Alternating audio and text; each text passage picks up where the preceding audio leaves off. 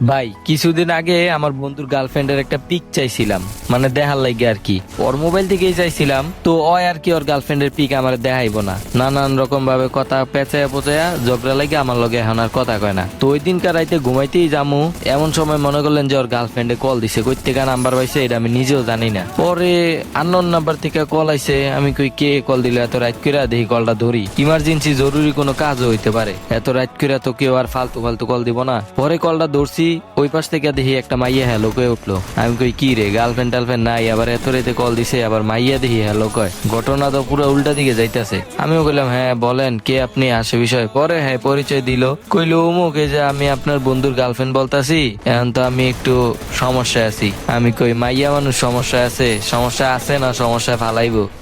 পরে মাইয়া কইতাছে কি, মাইয়াই বলে আমার বন্ধুর লগে ঝগড়া লাগছে, কথা কাটাকাটি করছে, ব্রেকআপ কইরা দিছে। কি এমন কথা কাটাকাটি হইলো যে একেবারে ব্রেকআপ সুদ্ধা কইরা দেওয়ান লাগলো। পরে আবার মনে মনে ভাবলাম যাক ভালোই হয়েছে, তার কাছে একদিন ছবি দেখতাম চাইলাম, তে আমার ছবিটা দেখাইলো না, এবার ব্রেকআপ হয়েছে, ভালোই হয়েছে। পরে আমি অনেক কৌশলে জিগাইতে লাগলাম কি হয়েছে, এখন আমি আপনার কি হেল্প করতে পারি। কয় আপনারে তো আমার আগে থেকে অনেক ভালো লাগতো, আপনার বন্ধুর লগে রিলেশন আসছিলাম দেখে কিছু কইতে পারি নাই, এখন তো আপনার বন্ধুর সাথে আমার রিলেশন নাই, আপনি চাইলে আমার সাথে রিলেশন করতে পারেন। আমি কই খাইছে রে, মাইয়া তো পুরো ডেঞ্জারাস, একটা যাইতে না যাইতে আরেকটা বাউ করে লাইতেছে।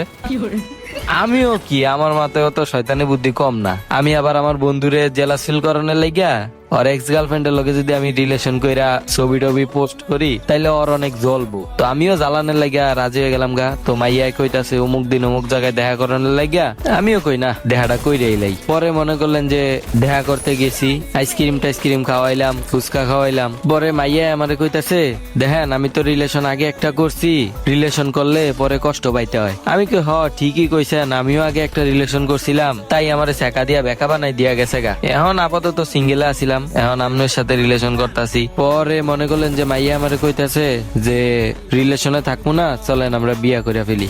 না মাইয়া আবার দেখতে শুনতে এমনি খারাপ না, ভালোই সুন্দর আছে, চেহারা পুরা মাশাআল্লাহ। তো আমিও ভাবলাম রিলেশনে থাকবো কি লেগে, আমার বন্ধুটা আবার ভদ্র ছিল, মাইয়ারে টাচ মাস করবো না, এতটুকু বিশ্বাস আমার আছে। তো আমিও বিয়ার লেগে রাজি হয়ে গেলাম গা। পরে সপ্তাহখানিক গেছে, আমরা কোর্ট ম্যারেজ করে বিয়াটা করে ফেলছি।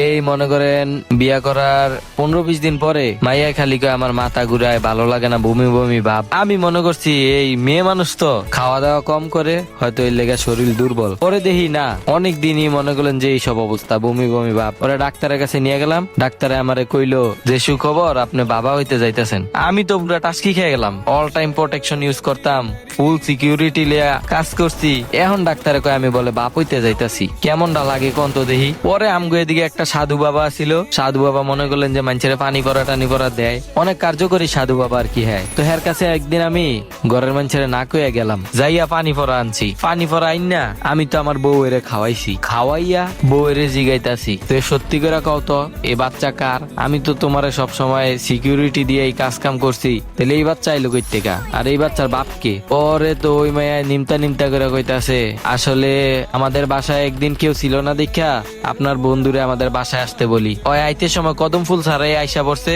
আসার পরে বলতাছে ওর নাকি লাগবো। তো আমারও প্রথম ভালোবাসা ছিল, আমি ওর মন জয় করার লাগা দিছি, দেওয়ার পরে ওই মিস্টেক করে ফেলাইছে, ওই কইতাছে হয় নাকি আমার বিয়া করবো না, এর লাগে আপনারে ফাঁসানের লাগিয়া। পরে এইসব নিয়ে কথা কাটাকাটি হইতে হইতে ওর লগে আমার ব্রেকআপ হয়ে গেছে গা। এখন এই বাচ্চার দায়িত্ব কে নিব, আমার ফ্যামিলির মানুষ জানলে তো আমার সিসি দিব, এর লাগে আমি বুদ্ধি খাটাইয়া আপনারে বিয়াটা কইরা ফেলি।